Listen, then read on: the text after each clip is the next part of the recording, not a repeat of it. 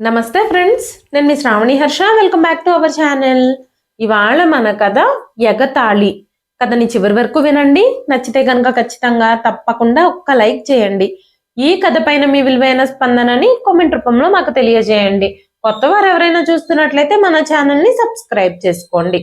బిందుది చాలా పేద కుటుంబం. ఇరుకైన వీధులుండే ఒక ఏరియాలో 3 గదులు చిన్నిల్లు వాళ్ళది.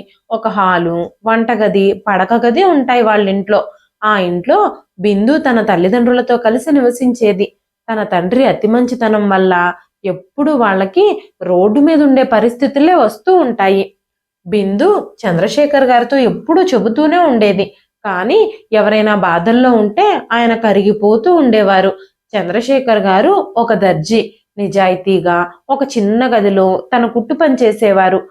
రోజు ఆ మిషన్ శబ్దము, తండ్రి వంటి నుంచి వచ్చే చెమట సువాసనలతో వాళ్ళ రోజు గడుస్తూ ఉండేది. చంద్రశేఖర్ గారు బట్టలు కుడుతూ కూడా ఏదో ఒక రోజు తన కూతురు గొప్ప స్థితికి వెళుతుందని, నా కూతుర్ని గొప్పదాన్ని చేయమని భగవంతుణ్ణి ప్రార్థిస్తూ ఉండేవారు. బిందు కూడా చాలా తెలివైన అమ్మాయి. చాలా కష్టపడి చదివేది గవర్నమెంట్ స్కూల్లోనే అయినా ఎప్పుడూ క్లాస్లో ఫస్టే ఉండేది. చంద్రశేఖర్ గారు చాలా పేదరికంలో ఉన్నారు. ఆయన కొద్ది రోజుల క్రితమే తన భార్య నగల్ని, తన కుట్టు మిషన్ని అమ్మేసి తన చెల్లెలు భర్తకి వ్యాపారం చేయడానికి డబ్బులు ఇచ్చారు. చంద్రశేఖర్ గారి చెల్లెలు భర్త వికాస్ అంత మంచివాడేమీ కాదు. చట్టవిరుద్ధమైన పనులు కూడా చేసేవాడు. ఆ విషయం ఆయన భార్య ఎంత చెబుతున్నా వినకుండా చంద్రశేఖర్ గారు ఆయనకు డబ్బులు ఇచ్చారు. ఆ డబ్బుతో ఆయన దుబాయ్ వెళ్ళిపోయారు. దొరికిన చోటల్లా అప్పులు చేసి చంద్రశేఖర్ గారు మళ్ళీ మరొక కుట్టు మిషన్ కొనుక్కున్నారు. ఆయన కష్టపడి కుట్టు మిషన్ కుట్టి తన కుటుంబాన్ని పోషించుకుంటూ ఉన్నారు. కొన్నేళ్లు గడిచేసరికి చంద్రశేఖర్ గారి బావమరిది వికాస్ చాలా డబ్బులు సంపాదించాడు. పెద్ద కారు కొన్నాడు. బ్రాండెడ్ బట్టలు, ఖరీదైన మొబైల్ ఫోన్లు, అంతేకాకుండా వాళ్ళ పిల్లల్ని ఖరీదైన ఇంగ్లీష్ మీడియం స్కూల్లో జాయిన్ చేపించి చదివిస్తున్నాడు. ప్రతి సెలవులకి ఇంటికొచ్చి పిల్లలతో కలిసి ట్రిప్పులని, టూర్లని తిరుగుతూ ఉండేవాళ్ళు. కానీ బిందు మాత్రం గవర్నమెంట్ స్కూల్కి పరిమితం అయిపోయింది. తన యూనిఫామ్ కూడా నలిగిపోయింది. బిందు తల్లి సుమిత్ర గారు బిందు యూనిఫామ్ని రోజు ఉతికి ఐరన్ చేస్తూ, ఎక్కడైనా చిరిగితే సూదితో కుడుతూ ఉండేవారు. మెల్లమెల్లగా చంద్రశేఖర్ గారి చెల్లెలు అంజలి ప్రవర్తన కూడా మారిపోతూ వచ్చింది. ఆవిడ వాళ్ళ ఇంటికి వచ్చినప్పుడు చాలా కఠినంగా ఉండేది. పేదరికంలో ఉన్నారని వాళ్ళని అసహ్యించుకుంటూ ఉండేది. బిందువును కూడా, నువ్వు గవర్నమెంట్ స్కూల్లో చదువుతున్నావు, ఇంకేం చదువుతావు, పెద్దయ్యాక ఇంకేం ప్రయోజకురాలు అవుతావు అంటూ అవమానిస్తూ ఉండేది. వాళ్ళింట్లో డబ్బులకి కొదవలేకపోవడంతో అంజలి చాలా అహంకారంతో ఉండేది. వాళ్ళున్న ఈ పరిస్థితికి చంద్రశేఖర్ గారే కారణం అన్న కృతజ్ఞత కూడా కొంచెం కూడా అంజలిలో లేదు. ఒకరోజు బిందు ఇంకా చంద్రశేఖర్ గారు వికాస్ వాళ్ళ ఇంటికి వెళ్ళినప్పుడు అంజలి తలుపులు తెరిచి, చెప్పులు తీసి లోపలికి రండి, లేకపోతే మా ఇల్లంతా మీ వల్ల మురికి మురికిగా మారిపోతుంది అని చెప్పింది. చంద్రశేఖర్ గారు ఏమీ మాట్లాడలేదు. తను చెప్పులు తీసి లోపలికి వెళ్లారు. ఆ తర్వాత కూడా ఆవిడ చంద్రశేఖర్ గారిని, బిందుని చాలా అవమానించింది. బట్టలు మాసిపోయి ఉన్నాయని, మురికి వాసన వస్తున్నాయని గొణుగుతూనే ఉంది. చంద్రశేఖర్ గారు బిందు కూర్చుని లేచిన తర్వాత సోఫా మీద స్ప్రే కొట్టింది. వాళ్ళ ఇంట్లో నుంచి బయలుదేరిన వెంటనే బయటకు రాగానే వచ్చేటప్పుడే వాళ్ళ కళ్ళ ముందే ఇల్లంతా రూమ్ ఫ్రెషనర్ కొట్టింది. ఈ విషయాలన్నీ చూసినప్పుడు బిందుకి చాలా బాధగా అనిపించింది. ఆ రోజు రాత్రి బిందు తన తల్లి ఒడిలో పడుకున్నప్పుడు తన తల్లితో మాట్లాడడం మొదలుపెట్టింది. అమ్మా, నేను బాగా చదువుకుని గొప్పదాన్ని అవుతాను. నాన్న తల ఎత్తుకునేలా చేస్తాను. ఎవ్వరి ముందు నాన్నకి అవమానాలు పడకుండా నేను చూసుకుంటాను. నాన్న సాయం చేస్తేనే వాళ్ళు ఇప్పుడు ఆ పరిస్థితుల్లో ఉన్నారు. అయినా సరే నాన్న సాయం ఏమాత్రమూ గుర్తులేదు వాళ్ళకి. అత్తయ్య, మామయ్య నాన్న చేసిన సాయాన్ని పూర్తిగా మర్చిపోయారు. నాన్ననే స్వయంగా అవమానించారు. అత్త వాళ్ళ పిల్లలు ఎప్పుడూ పెద్ద పెద్ద ప్రైవేట్ స్కూళ్ళల్లో చదువుకుంటూ ఉన్నారు. అందుకే తను చాలా గర్వంగా ఉంది. మనల్ని మాత్రం ఎప్పుడూ నిందిస్తూనే ఉంటుంది అంటూ బాధపడింది బిందు. ఆ తర్వాత కూడా బిందు తన అత్తయ్య పిల్లలతో ఆడుకుంటూ ఉన్నప్పుడు అంజలి వాళ్ళని అక్కడి నుంచి తీసుకెళ్లిపోతూ ఉండేది. వాళ్ళు బిచ్చగాళ్ళు, మురికి బట్టలు వేసుకొని తిరుగుతూ ఉన్నారు. వాళ్లతో కలిసి మీరు ఆడుకుంటే లేనిపోని రోగాలు వస్తాయి. డిగ్నిఫైడ్గా ఉండండి అంటూ చెప్పేది. బిందు నిశ్శబ్దంగా లేచి అక్కడి నుంచి వచ్చేసేది.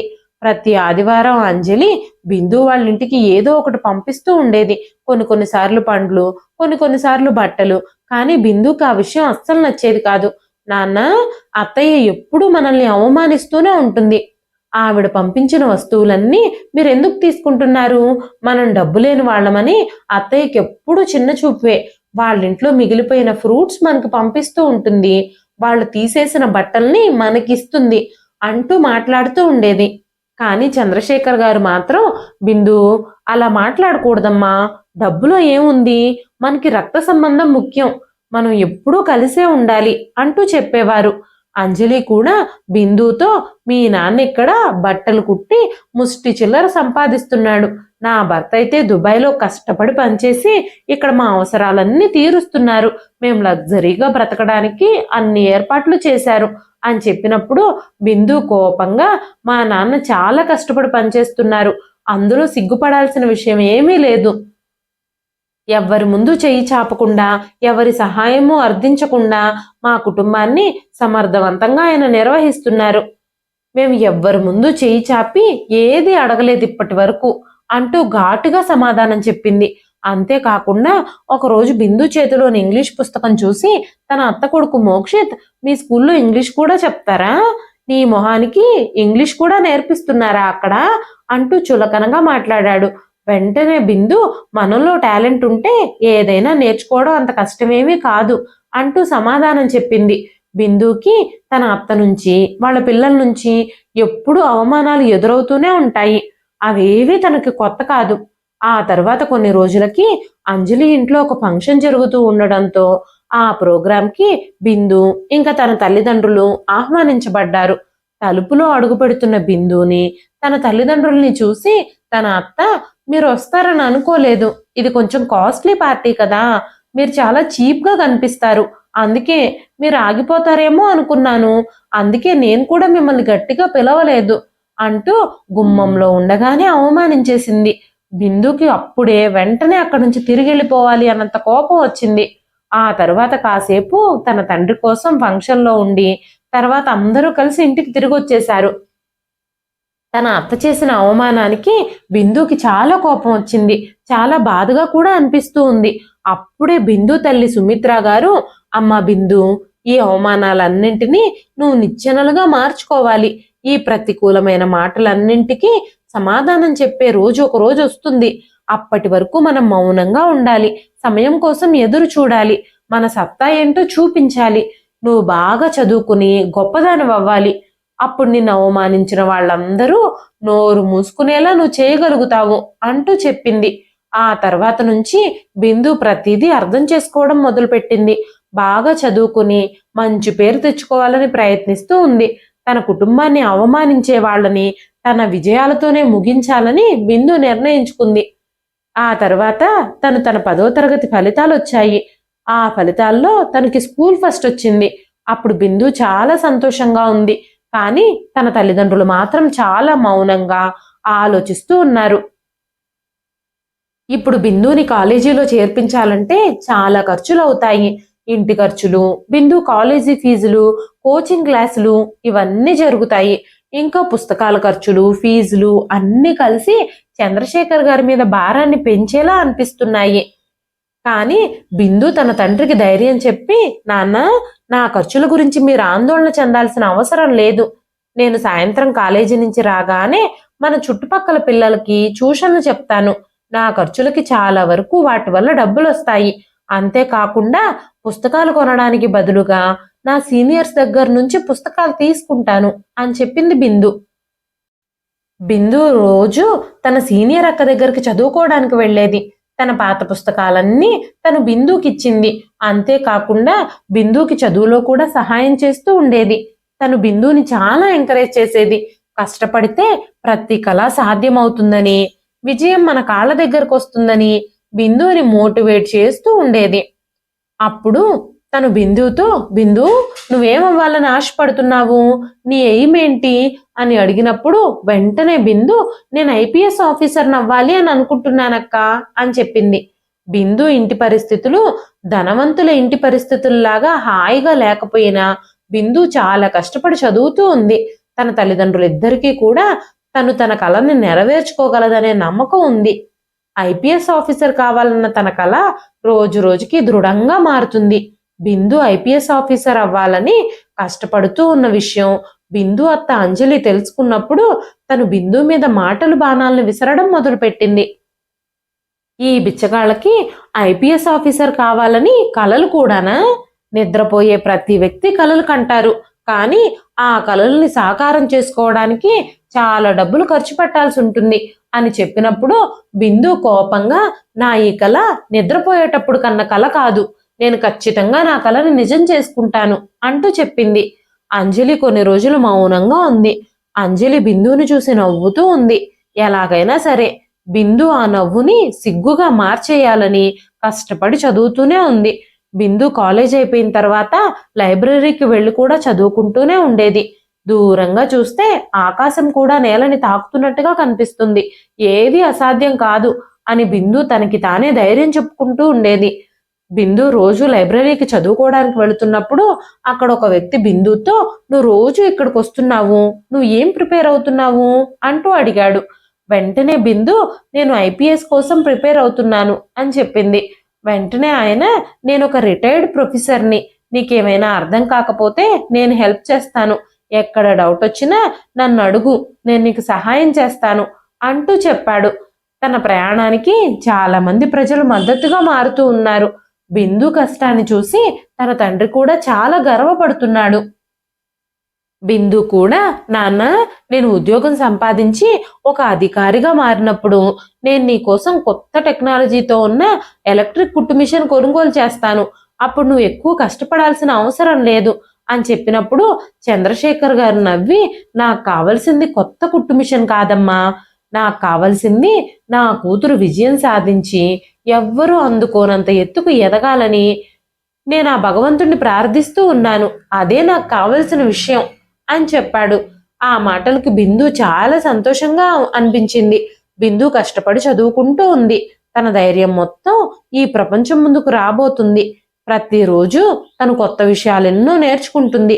తన స్నేహితురాలు ప్రియా కూడా తనతో పాటు ఐపీఎస్కి ప్రిపేర్ అవుతుంది. తన ఇంట్లో అన్ని సౌకర్యాలు ఉన్నాయి. తన దగ్గర మొబైల్ ఫోను, ఇంట్లో వైఫై, అన్ని ఏర్పాట్లు చేయబడ్డాయి. తన తల్లిదండ్రులు ప్రియని చాలా ఎంకరేజ్ చేసేవారు, కావలసినవన్నీ తెచ్చిచ్చేవారు. బిందుకు అవన్నీ పెట్టుకునే స్తోమత లేకపోవడంతో ప్రియా ఇంటికి వెళ్ళి తనతో కలిసి చదువుకోవడం ప్రారంభించింది. ఇంటర్నెట్లో చాలా పుస్తకాలు డౌన్లోడ్ చేసి చదువుకుంటూ ఉండేవారు వాళ్ళిద్దరూ. ఆ తర్వాత ఇంటికొచ్చాక కూడా చదువుకుంటూనే ఉండేది బిందు.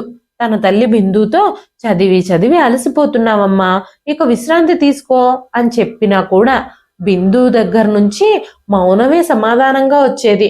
ఒకరోజు బిందు అత్త అంజలి బిందు వాళ్ళ ఇంటికి వచ్చి, బిందు, నువ్వు రోజు లైబ్రరీ నుంచి లేటుగా వస్తున్నావట, మీ ఫ్రెండ్ ప్రియా వాళ్ళ ఇంట్లో కూడా ఎక్కువసేపు ఉంటున్నావట, నలుగురు నీ గురించి ఎలా మాట్లాడుకుంటున్నారో నీకు తెలుసా? మీలాంటి పేదవాళ్ళు చదువుకుని ఏం చేస్తారు? నువ్వు ఇంటి పనులు, వంట చేయడము, పాత్రలు కడగడము నేర్చుకో, నీకు భవిష్యత్తులో ఉపయోగపడతాయి, ఈ చదువు చదివినా నీకు ఉపయోగం లేదు అంటూ చెప్పింది. బిందు నిశ్శబ్దంగా తలుపు మూసేసింది. కొన్ని విషయాలకి కాలమే సమాధానం చెబుతుంది, మనం నోరు తెరిచి సమాధానం చెప్పాల్సిన అవసరం లేదు. నా చదువు మాత్రమే వాళ్ళకు సమాధానం చెప్పాలి, నా ఎదుగుదల మాత్రమే వాళ్ళకి ఎదురుగా కనిపించాలి అనుకొని మౌనంగా తన చదువు మీద ఎక్కువ శ్రద్ధ చూపించడం ప్రారంభించింది. ఉదయం లేవగానే తన తల్లికి ఇంటి పనుల్లో సహాయం చేయడం, ఆ తర్వాత తను చదువుకోవడం, ఇదే తన దినచర్యగా మారిపోయాయి. ఒక్క క్షణం కూడా బిందు వృధా చేయడం లేదు. మరో పక్క తినడానికి తిండి లేదు, కానీ పెద్ద పెద్ద ఆఫీసర్లు అవ్వాలని కలలు అంటూ నోటికొచ్చినట్టుగా మాట్లాడుతూ ఉండేది అంజలి. ఈ విషయాలన్నింటి గురించి బిందు తన తల్లితో చెప్పినప్పుడు తన తల్లి నవ్వి, బిందు, నువ్వు ఎవ్వరి మాటలు పట్టించుకోవాల్సిన అవసరం లేదు, ప్రతిరోజు మీ అత్త నీ గురించి ఏదో ఒకటి వ్యతిరేకంగా మాట్లాడుతూనే ఉంటుంది. ఆ మాటలు వింటూ కూర్చుంటే, వాటికి బాధపడుతూ కూర్చుంటే నువ్వు అనుకున్నది ఎప్పుడూ సాధించలేవు. నువ్వు కష్టపడి చదివితేనే నువ్వు అనుకున్నట్టుగా ఐపీఎస్ ఆఫీసర్ అవుతావు అంటూ చెప్పింది. ఆ తర్వాత బిందు తన తండ్రి చంద్రశేఖర్ గారిని కూడా నాన్న, అత్త నోటికొచ్చినట్టుగా మాట్లాడుతున్నా కూడా నువ్వు ఎదురు తిరిగి ఒక్కసారి కూడా సమాధానం చెప్పవెందుకు అని అడిగినప్పుడు చంద్రశేఖర్ గారు, అమ్మా బిందు, ఇప్పుడు నేను మాట్లాడినా ఎవ్వరూ లెక్క చెయ్యరు. నీ విజయమే ప్రతి ఒక్కరి ప్రశ్నలకి సమాధానంగా మారుతుంది. నువ్వు ఈ విషయాలన్నీ మర్చిపోయి నీ చదువు మీదే శ్రద్ధ చూపించు అని చెప్పారు. అప్పుడు బిందు కొన్ని రోజులు సిటీలో కోచింగ్ సెంటర్కు వెళ్ళి అక్కడ కోచింగ్ తీసుకుంటూ చదువుకోవాలని నిర్ణయించుకుంది. అప్పుడు చుట్టుపక్కల వాళ్ళందరి మాటలు కూడా తన మీద ప్రభావం చూపించవు. దూరంగా ఉంటేనే సాధించాల్సింది సాధించగలుగుతాను అని ఆలోచించడం మొదలుపెట్టింది. బిందు తను ట్యూషన్ చెప్పి సంపాదించిన డబ్బుల్లో కొన్ని డబ్బుల్ని బ్యాంక్ అకౌంట్లో వేసుకొని సిటీలో హాస్టల్కి వెళ్ళి చదువుకోవడం మొదలుపెట్టింది.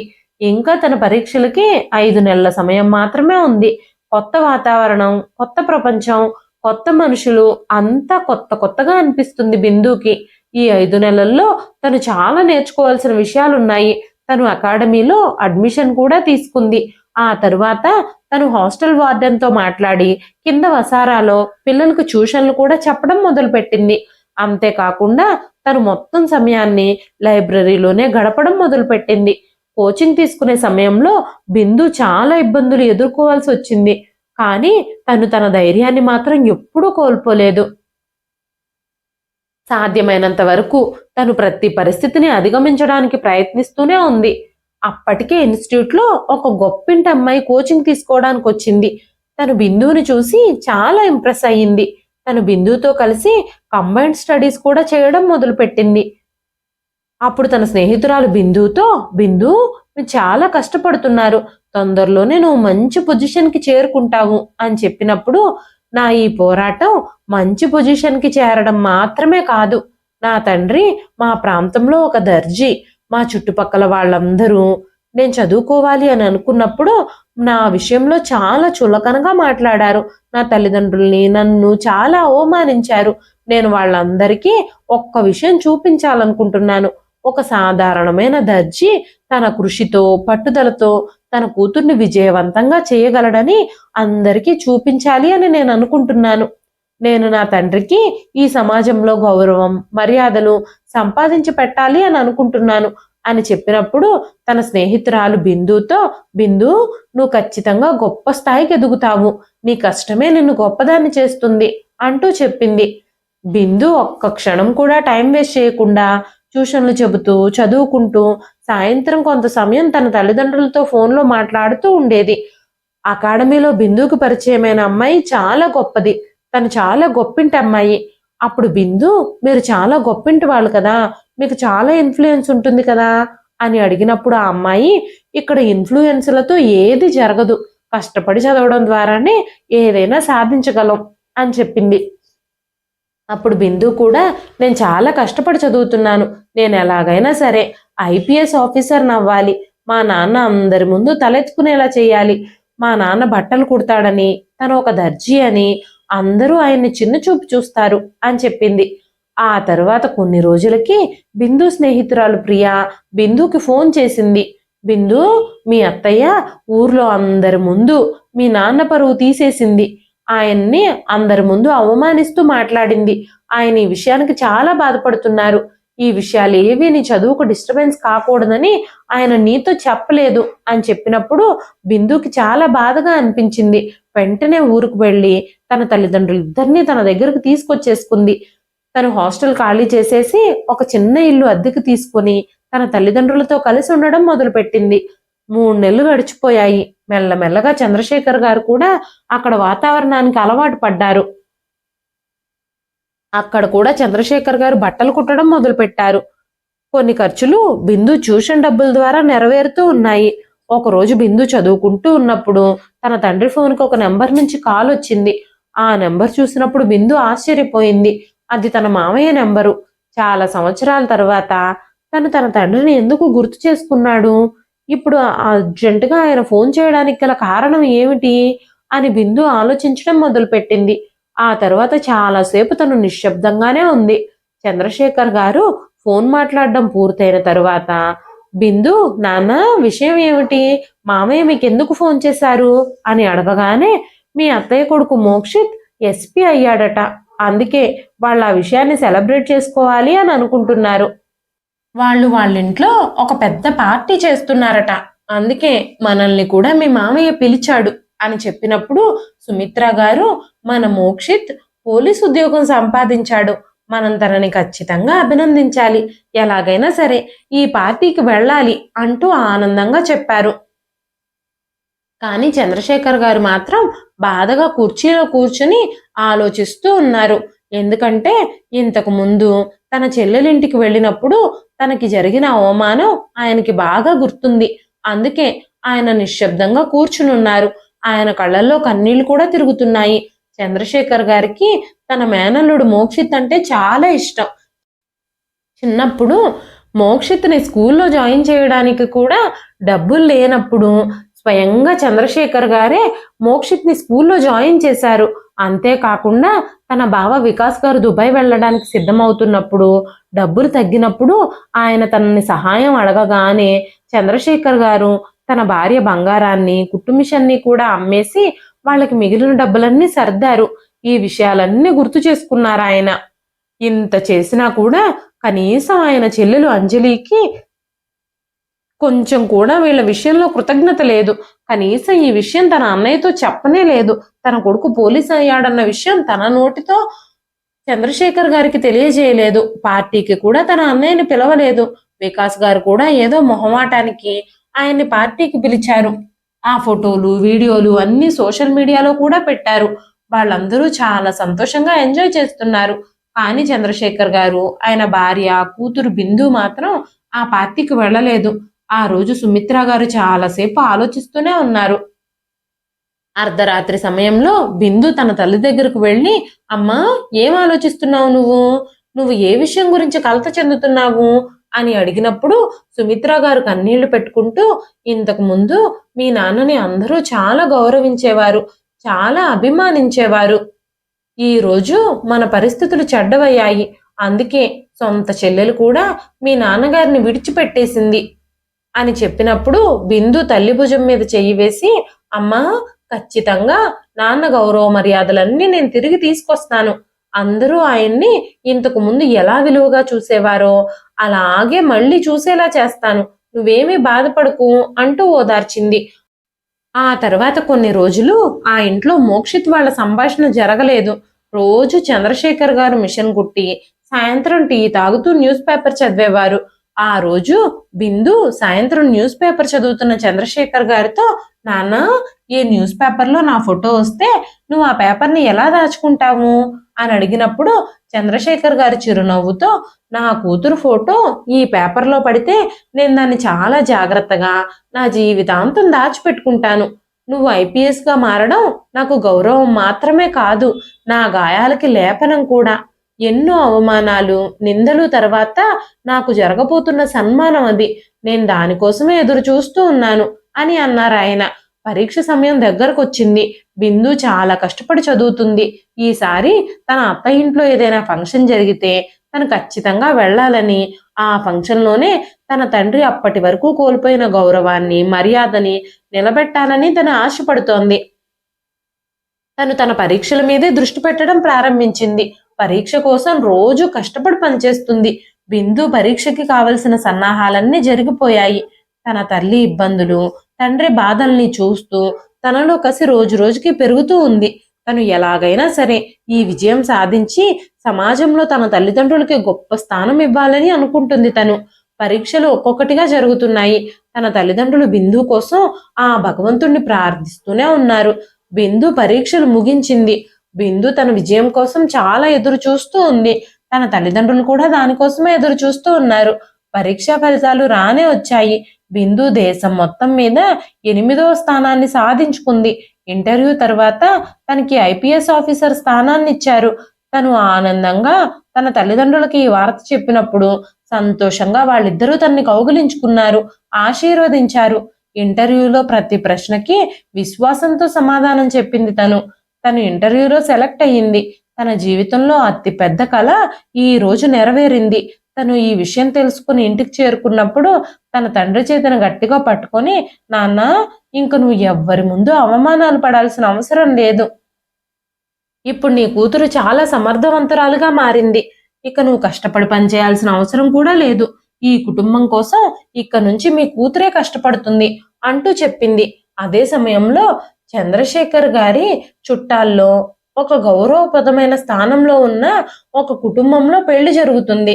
ఆ వార్త చంద్రశేఖర్ గారి వరకు వచ్చింది. ఆ కుటుంబ సభ్యులందరూ చాలా సంతోషంతో ఉన్నారు. సోషల్ మీడియాలో ఫోటోలు, వీడియోలు అప్లోడ్ చేస్తూ ఉన్నారు. ఆ పెళ్లికి చాలా మంది ప్రభుత్వాధికారులు ఇంకా గొప్ప గొప్ప వ్యక్తులు రాబోతున్నారు అని తెలిసింది. బంధువులందరినీ కూడా ఆ పెళ్లికి ఆహ్వానించారు. బిందు తండ్రి చంద్రశేఖర్ గారిని కుటుంబంతో సహా అక్కడికి ఆహ్వానించారు. అంతేకాకుండా బిందు ప్రత్యేకమైన హోదాలో ఐపీఎస్ ఆఫీసర్ స్థానంలో ఆ పెళ్లికి ఆహ్వానించబడింది. ఆ పెళ్లికి చాలా ప్రత్యేకంగా బిందుని ఆహ్వానించారు. చంద్రశేఖర్ గారు ఖచ్చితంగా ఆ పార్టీకి వెళ్లాలని నిర్ణయించుకున్నారు. చంద్రశేఖర్ గారు, బిందు, తన తల్లి ఆ పెళ్లికి చేరుకున్నప్పుడు ఆ పెళ్లి ఒక పెద్ద హోటల్లో జరుగుతుంది. తలుపు దగ్గర అతిథులందరూ గుంపులు గుంపులుగా ఉన్నారు. అక్కడ సెక్యూరిటీ కూడా చాలా కఠినంగా ఉంది. సెక్యూరిటీ వాళ్ళు బిందు వాళ్ళని గేట్ దగ్గరే ఆపేశారు. ఆ తర్వాత బిందు తన ఐడి కార్డ్ తీసి చూపించగానే సెక్యూరిటీ గార్డ్ వాళ్ళని చూసి పైకి లేచి సెల్యూట్ చేసి, స్వాగతం మేడం, మీకోసమే ఎదురు చూస్తున్నాము అని చెప్పినప్పుడు తన తండ్రి బిందు వైపు ఆనందంతో ఆశ్చర్యంతో చూశాడు. చంద్రశేఖర్ గారి చెయ్యి పట్టుకుని బిందు తన తల్లిదండ్రులు ఇద్దరిని లోపలికి తీసుకెళ్ళింది. లోపల చాలా మంది చుట్టాలు, బంధువులు ఉన్నారు. మోక్షిత్ స్టేజీ దగ్గర కుర్చీలో కూర్చునున్నాడు. తన అత్త అంజలి కూడా మోక్షిత్ పక్కనే ఉంది. అక్కడ చుట్టాలు, బంధువులు అందరూ చంద్రశేఖర్ గారిని, బిందుని, తన తల్లిని గుర్తుపట్టారు. అప్పుడు అంజలి, వీళ్ళని ఎవరు లోపలికి రానిచ్చింది? ఇలాంటి బికారులను కూడా ఈ పార్టీకి పిలిచారా? వీళ్ళని వెంటనే బయటకు పంపించండి అంటూ సెక్యూరిటీ గార్డ్ని పిలిచింది. అప్పుడు బిందు స్టేజ్ కింద విఐపీల కోసం వేసిన చైర్లలో ఐపీఎస్ ఆఫీసర్ అని రాసున్న చైర్ మీద కూర్చుంది. అక్కడంతా గందరగోళమైన వాతావరణం నెలకొంది. అందరూ బిందు ఐపీఎస్ ఆఫీసర్ అయ్యింది అంటూ మాట్లాడుకోవడం మొదలుపెట్టారు. మోక్షిత్ కూడా ఒక్కసారిగా షాక్ అయిపోయాడు. అంజలి గారికైతే నవనాడులు స్తంభించిపోయాయి. ఆవిడ మైండ్ ఏమీ పనిచేయడం లేదు. అక్కడ ఉన్న వాళ్ళందరూ బిందును ఫోటోలు తీసుకుంటున్నారు. అంతేకాకుండా బిందు దగ్గరకొచ్చి సెల్ఫీలు కూడా అడుగుతున్నారు. కొంతమంది పిల్లలైతే బిందు దగ్గర ఆటోగ్రాఫ్ కూడా అడిగి తీసుకుంటున్నారు. ఆ ఫంక్షన్కి బిందుని, తన తల్లిదండ్రుల్ని ఆహ్వానించిన వాళ్ళ కుటుంబ సభ్యులు మైక్లో మన ఊరు నుంచి ఐపీఎస్ ఆఫీసర్గా సెలెక్ట్ అయిన బిందుకి, తన తల్లిదండ్రులకి అందరి ముందు అభినందనలు తెలియజేశారు. అక్కడ ఫంక్షన్లో కూర్చున్న ప్రతి ఒక్కరూ గట్టిగా చప్పట్లు కొట్టారు. వాళ్ళందరూ అలా చప్పట్లు కొడుతూ ఉంటే అంజలికి, మోక్షిత్కి చాలా అవమానంగా అనిపించింది. చంద్రశేఖర్ గారు చాలా గర్వంగా ఫీల్ అవుతున్నారు. అందరూ ఆయన్ని చాలా గౌరవిస్తున్నారు. ఇలాంటి కూతురుని పొందడం అదృష్టం అని చెప్తున్నారు. వెంటనే మోక్షిత్ కిందకి దిగి, ఇదంతా అబద్ధం, తిను ఐపీఎస్ ఆఫీసర్ అవ్వడం ఏంటి? మీరేదో పొరపాటు పడుతున్నారు. వీళ్ళు బికారీలు, కనీసం మంచి బట్టలు కూడా కొనుక్కోవడానికి డబ్బులు లేని పేదవాళ్ళు. వీళ్ళేనా ఐపీఎస్ ఆఫీసర్లు అవుతారు అంటూ మాట్లాడడం మొదలు పెట్టాడు. అప్పుడు వెంటనే బిందు నవ్వుతూ తన ఐడి కార్డ్ తీసి బయటకు చూపించింది. ఒక్కసారిగా మోక్షిత్ నోటి వెంట మాట కూడా పడిపోయినట్టయింది. ఆ ఏరియాకి కొత్తగా వచ్చిన ఐపీఎస్ ఆఫీసర్ తను. ఆ విషయం తెలిసి మోక్షిత్ ఒక్కసారిగా షాక్ అయిపోయాడు. ఎందుకంటే రేపటి నుంచి మోక్షిత్ పనిచేయాల్సింది బిందు కిందే. ఆ తర్వాత రోజే బిందు ఛార్జ్ తీసుకొని తన ఉద్యోగంలో జాయిన్ అయింది. తన తల్లిదండ్రులిద్దరూ మొదటి రోజు తనని ఆశీర్వదించి ఆఫీస్కి పంపించారు. తన ఉద్యోగంలో జాయిన్ అయ్యింది. తన తల్లిదండ్రులిద్దరూ మొదటి రోజు తనని చాలా సంతోషంగా ఇంకా గర్వంగా ఆఫీస్కి పంపించారు. అప్పుడే మోక్షిత్ చేసిన చాలా తప్పులకి సంబంధించిన ఫైలులు బిందు టేబుల్ మీదకి వచ్చాయి. మోక్షిత్కి వ్యతిరేకంగా చాలా కంప్లైంట్లు రావడంతో తన మీద ఎంక్వైరీ కమిషన్ వేశారు. బిందు చాలా కష్టపడి ఎటువంటి అధికార దుర్వినియోగం చేయకుండా మోక్షిత్ చేసిన అక్రమాలన్నింటినీ బయట పెట్టింది. తన అక్రమాలకు సంబంధించిన ఫైల్స్ అన్ని తన పై అధికారులకు మెయిల్ చేసింది. ఆ తరువాత తను ఫోన్లో తన పై అధికారులతో మాట్లాడింది.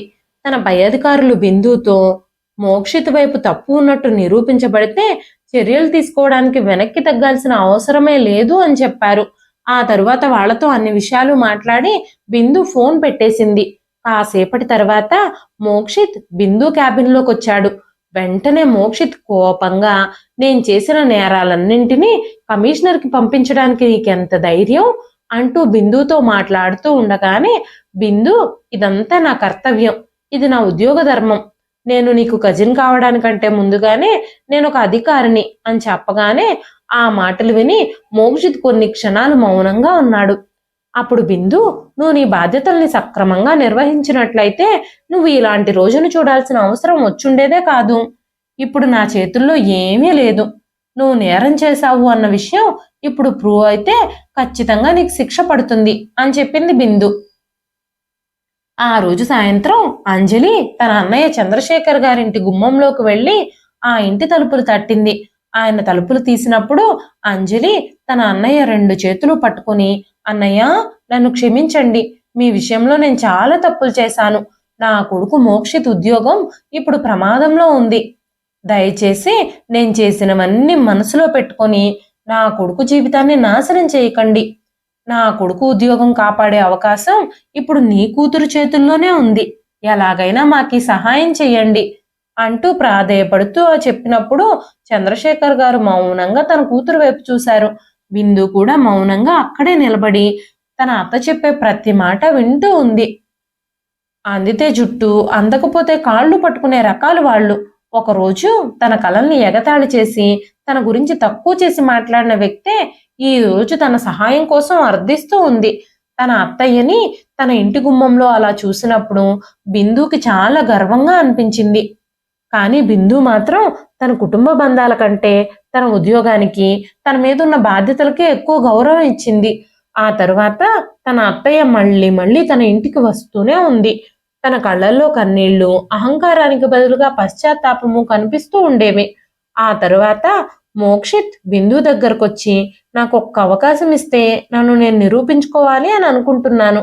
నా గౌరవాన్ని తిరిగి పొందడానికి నీ సహాయం నాకు కావాలి అని చెప్పినప్పుడు ఆ క్షణం బిందు దగ్గర నుంచి ఎలాంటి సమాధానము రాలేదు. బిందు అత్తయ్య అంజలి మోక్షిత్ చేసిన తప్పులన్నింటినీ కప్పిపుచ్చుకోవడానికి ఎలాగైనా సరే వాళ్ళ మధ్య ఉన్న రిలేషన్షిప్ ని వాడుకోవాలని చూస్తుంది. మోక్షిత్ కూడా మారిపోయినట్టు నటిస్తూ ఉన్నాడు. ఆ విషయం మోక్షిత్ కళ్ళల్లో చాలా స్పష్టంగా కనిపిస్తుంది. బిందు వెంటనే, ఈ విషయం నా చేతుల్లోంచి ఎప్పుడో పై అధికారుల చేతుల్లోకి వెళ్ళిపోయింది. నేను ఇన్వెస్టిగేషన్ చేసిన ఫైల్ కమిషనర్ గారి చేతిలోకి వెళ్ళిపోయింది. నా ఇన్వెస్టిగేషన్లో తప్పులున్నాయని, నువ్వు నిజాయితీపరుడివి అని నిరూపించుకునే అవకాశం ఇప్పుడు నీకే ఉంది. నువ్వు నిజంగా నిజాయితీపరుడివైతే నీ నిజాయితీనే నిన్ను కాపాడుతుంది అని చెప్పింది బిందు.